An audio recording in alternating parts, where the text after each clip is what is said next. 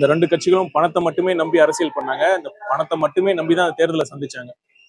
உண்மையாலுமே பெரியார் பிறந்த மண் இந்த மண் அப்படிங்கிறத தமிழக மக்கள் நிரூபிச்சிருக்காங்க. பகுத்தறிவோடு சிந்தித்து வாக்களிச்சு தமிழக வெற்றி கழகத்தை தமிழகத்தின் முதன்மை அரசியல் சக்தியா என்று மக்கள் தேர்ந்தெடுத்திருக்காங்க. ரொம்ப சந்தோஷமா இருக்கு. அது மட்டும் இல்ல,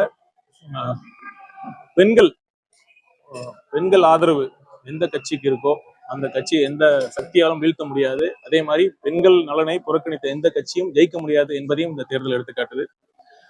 மீண்டும் இந்த பாஜக கூட்டணி தமிழகத்தில்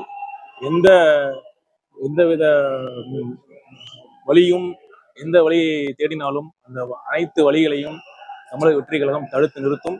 தமிழக இந்த மண் பெரியார் மண், மதவாத சக்திகள் வேறு ஒன்றை கண்டிப்பாக நாங்கள் விடவே மாட்டோம். இப்ப 50 ஆண்டுகள் கழிச்சு இப்ப தாவேக ஆட்சி அரசியல் பொறுப்புல உட்கார்றதுக்கான வாய்ப்பு கிடைச்சிருக்கு. இதை எப்படி பயன்படுத்திக்க போறீங்க? உங்க இளைஞர்களை ஒரு வரணும்னு நினைச்சு இத்தனை மக்கள் உங்களுக்கு வாக்களிச்சிருக்காங்க.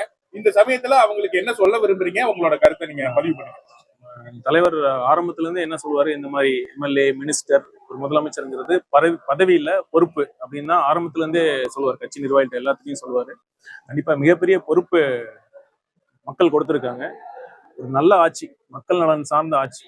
இப்ப பாத்தீங்கன்னா மற்ற கட்சிகளுக்கு என்ன வித்தியாசம்னா, அவங்களுக்கு எண்ணமே நல்லது செய்யணுங்கிற எண்ணமே இருக்காது. இன்டென்ஷனே ஃபர்ஸ்ட் பிரச்சனை.